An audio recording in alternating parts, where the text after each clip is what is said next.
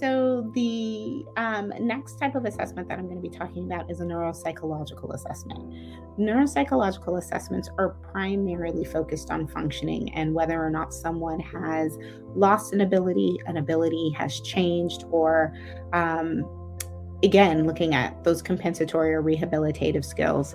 Most often with neuropsychological assessment, we are looking at those domains of functioning. If something is impaired, how is this person going to be able to function in their everyday life?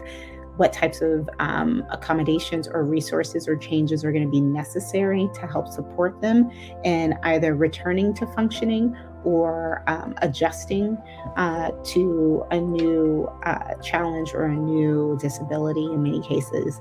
Neuropsychological functioning is looking at, again, those domains of function, but we're also looking more specifically at that brain behavior relationship in terms of looking at how the brain is responding to certain tasks, to certain cues.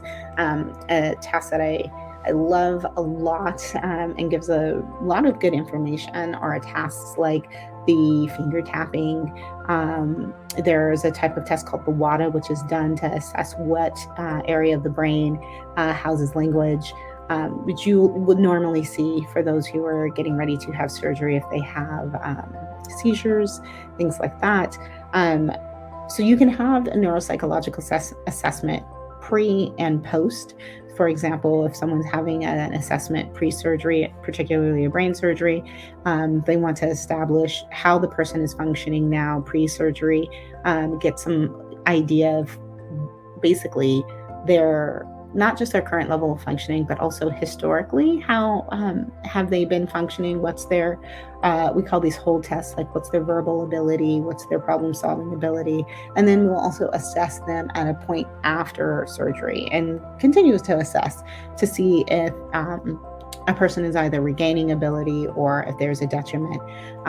For example, individuals who are being assessed for dementia or mild cognitive impairment, you do want to make sure that you're doing multiple assessments over long periods of time, just to see if there is a decrement in functioning.